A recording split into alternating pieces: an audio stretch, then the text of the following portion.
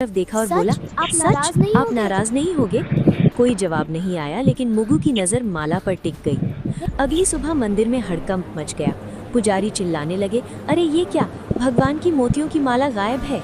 कैमरे चेक किए गए, पूरी रात की रिकॉर्डिंग देखी गई, लेकिन ना कोई आता दिखा ना कोई जाता। तभी एक आदमी बोला, कल रात मैंने उसी बच्चे को मंदिर में घूमते देखा था। सबकी नजर एक साथ मुगु पर चली गई। मुगु कुछ नहीं बोला, उसकी मुट्ठी कांप रही थी। उसी समय मंदिर के बाहर वही औरत खुशी से रो रही थी।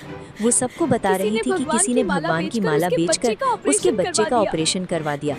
मंदिर के अंदर लोग भगवान को देख रहे थे और मंदिर के बीच में एक बच्चा चुपचाप खड़ा था। एक पुजारी ने परेशान होकर कहा, अगर कोई इंसान आया होता तो कैमरे में जरूर दिखता। दूसरे पुजारी ने धीरे से कहा, ऐसा तो तभी हो सकता है जब कोई आया ही ना हो।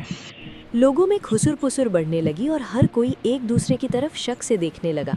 उसी भीड़ में एक आदमी ने अचानक कहा, रात को मैंने मुगु को मंदिर में घूमते देखा था।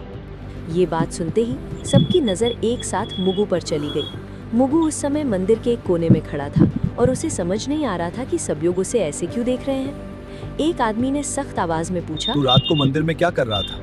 मुगु ने धीरे से कहा, रोज की तरह भगवान से बात कर रहा भीड़ था। में से किसी ने ये कहा, बच्चा हमेशा यहाँ रहता है और इसे सब कुछ पता होता है। किसी और ने कहा। अगर कैमरे में कोई नहीं दिखा तो चोरी इसी ने की होगी। मुगु की आंखें भर आई और उसने कहा मैंने कि कुछ भी चोरी नहीं किया है।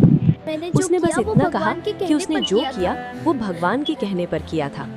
ये सुनकर लोग हंस पड़े और किसी ने ताना मारते हुए कहा, भगवान बच्चों से चोरी नहीं करवाते। मुगु कुछ नहीं बोला और उसकी नजर जमीन पर टिक गई। उसी समय मंदिर के बाहर शोर मच गया, क्योंकि वही औरत भागती हुई आई थी जो कल रो रही थी। वो खुशी से कांपती आवाज में बता रही थी कि उसके बच्चे का ऑपरेशन हो गया है और डॉक्टरों ने जान बचा ली है।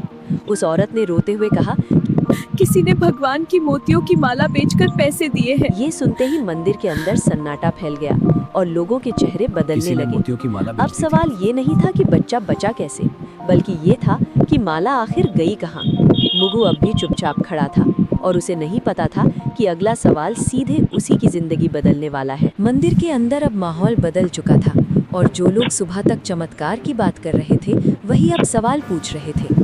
हर नज़र मुगु पर टिकी थी और किसी को उसकी मासूमियत दिखाई नहीं दे रही थी।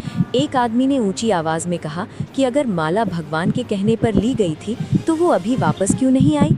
मुगु ने घबराई हुई आवाज में कहा, मुझसे कहा गया था कि वो माला उस माँ को दे आओ ताकि उसका बच्चा बच सके। भीड़ में से किसी ने कटाक्ष करते हुए कहा कि अब बच्चे भगवान के नाम पर चोरी भी करने लगे हैं। दूसरे आदमी ने कहा कि ऐसे बहाने हर चोर बनाता है। मैं मुगु ने रोते हुए झूठ कहा नहीं बोल कि रहा वो हूँ। झूठ नहीं बोल